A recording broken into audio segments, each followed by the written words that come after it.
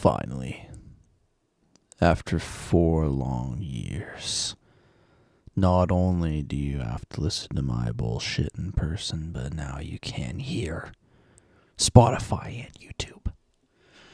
Here we go. It's coming in late in the season for my KHL peeps. But at least we got to start it up. And we'll be able to continue to do some stuff. I want to be able to get some of you fine folks on here for a little bit of an interview. Won't be too difficult. It's not too techy, so you're not going to hurt yourselves. And we'll even have a test one done by the Savannah Ghost Pirates general manager. But for now, this is kind of the preview for it. I'm going to be using this to talk about new GMs, new rule changes, any crazy ass shit that happens, like let's say trades that are declined. It'll be a little better to come on here and do it this way, I think, than my normal write-ups. But I can still include those as well. But for now, that's going to be a lot of off-season stuff. We are still in the middle of some heated playoff work, including the very impressive Toledo Walleyes, who are now looking to lose their consolation bracket. So a round of applause, everybody, for that one. That's great. Moving on to the other teams. In the consolation, we're seeing a bit of a beat down here. Neches and Paris is showing what they wish they could have been able to show in the actual playoffs. That dog in them is getting just pounded right now. After a surprising bout against the Muskies. And the House League Muppets, with an impressive first season in the KHL, hanging in there for the consolations. That's nice. Nice to see. Good job. You did much better than Zid Laden. He fucking sucked. He's fired. So congratulations on that, and hopefully you'll have a much more successful year next season. Now, on to the actual playoffs. We're sitting here with a 4-banger. The first, second, fourth, and sixth in the league. Third place fucked up, didn't make it in.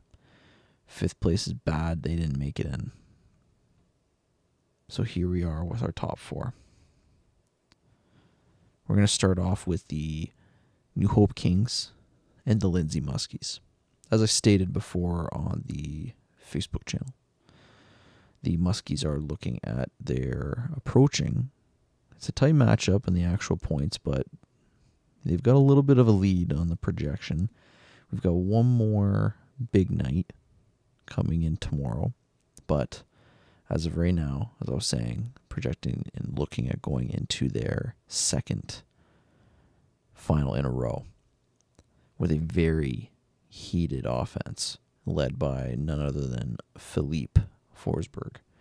And now this guy is just carrying the squad. Like you're talking about a team on their back. Philip fucking Forsberg, dude. He's going crazy. Like, his fantasy points every night for the Muskies is just getting out of control. If you even just did like last 7 days, I mean, he's ripping it right now. Currently 14th in the league off these last 7 days. 53 points, 60 points. He is, as you can tell, other than apparently the GOAT, Charlie Lindgren, holding the Muskies in there like very well. And they've got an impressive team. I mean, you're looking at Kreider. Kreider, he's slacking. Rantanen is looking pretty average. JT Miller isn't popping up right now. So, I mean, if these guys are all going off at the same time, which I'm sure is what the Muskies hope for, going into their what they hope next finals, it would be huge for this team. So we'll have to see how they keep holding up, and if these guys keep firing all cylinders. Their opponents holding on to Mr. Mick Jesus, the New Hope Kings. He's sitting there a second after the last 7 days. And again, it's 7. We're looking at Friday for us, so it's peaking in last weekend. But he is basically the only thing that's kind of holding this together right now. Erik Karlsson, not really even here. John Tavares is kind of doing his thing. Vander Kane, a little bit of sleep at the wheel. Drew Doughty's not even home. Like, this guy must be on vacation. Toffoli, he ain't doing jack shit. Like, 6.5 is terrible. Stamkos is being pretty civilian. 98th ranked, 32 points. Morgan Riley's been hurt, so he's had a kind of rough. Tristan Jarry's doing Tristan Jarry's things, and the D-Max scouts know all about that.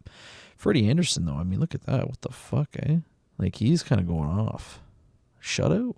Let's keep him in there. So, just like the Muskies, I mean, you're looking at one or two guys get back into some kind of normality, and it'll completely boom me up. I mean, they are not like far off from each other at all. Somebody has some kind of a crazy night, and you're going to see this completely flip around. Like, you could see Muskies just take them right off. You could see the Kings catch right on up. It's really going to come down to what happens this Saturday. Because tonight's useless, Sunday's useless. These weeks will be decided tomorrow. There's really nothing else other than that. Tomorrow night will decide, will show us who is going to be in the finals. So again, good matchup there. That's working out really well. Good luck to both those lads. Kings hoping for the first ever appearance. And again, Muskie's looking for a back-to-back with a possible win this year. They facing Wuhan, so I mean, it's a pretty good shot. If they make it. Next, we're going to go over to Duncan McIntosh. We're repping the D-Mac Scouts and the Savannah Ghost Pirates. D-Mac is putting the absolute fucking choke slam down right now. Like, this guy looks like he's fucking coaching a high school team.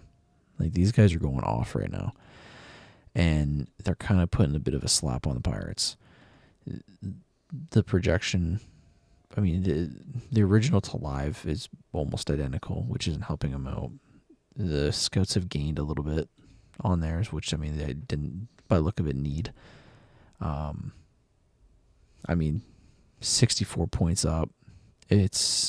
You're looking at more games played as well. The other matchup, it's almost identical, maybe one game off.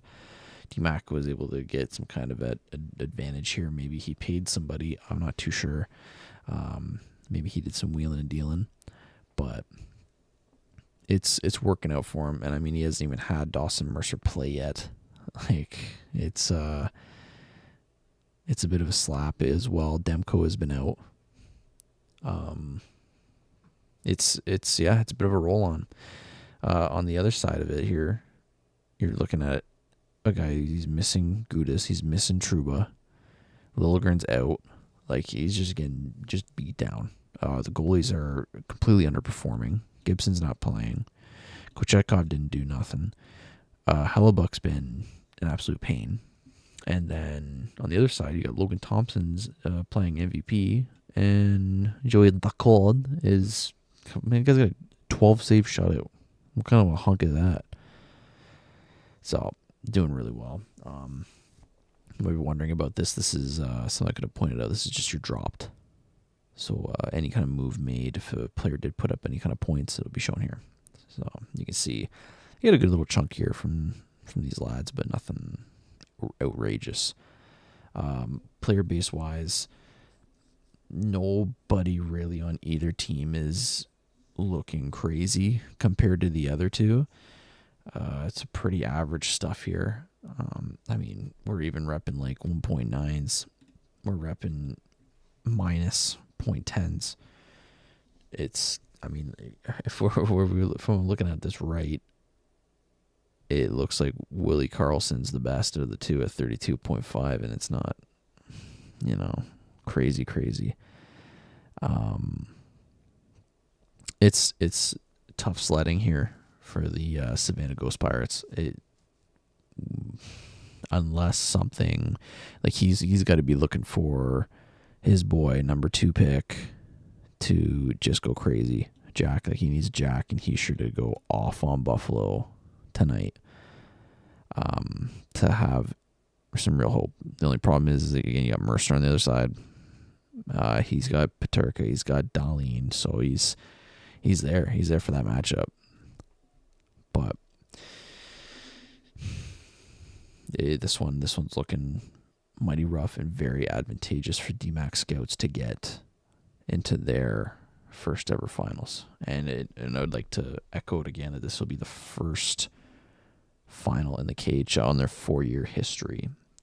That, well, I guess soon to be 5, that we will not have either the great Wuhan Warrior, 3-time KHL champ, or the Toledo Walleyes in the finals or winning it. The first time that both of us have been out. So this is a big year here. DMAC had an unreal year last year and got robbed, and they are on a mission this year, finishing already first place to get the Prime Minister's Trophy, first in the league, and then now just been ripping it in the playoffs. I mean, you're looking at 60 plus, over second best projection out of the 4 of them. He is on a tear. So as of right now, we're looking at Muskies scouts by projection wise. Scouts have a better chance of really making it in. Kings still have a bit of a fighting chance. And again, not being down by much or PRJ'd much, but we will know by tomorrow night who will be in the KHL finals. Stay tuned, folks. We could have a hot Southeast Championship final once again. Well, former Southeast scouts did some relocating, and we'll have to change their name, but it'll be a hot matchup if it's that. We will catch up soon on that. And mustard.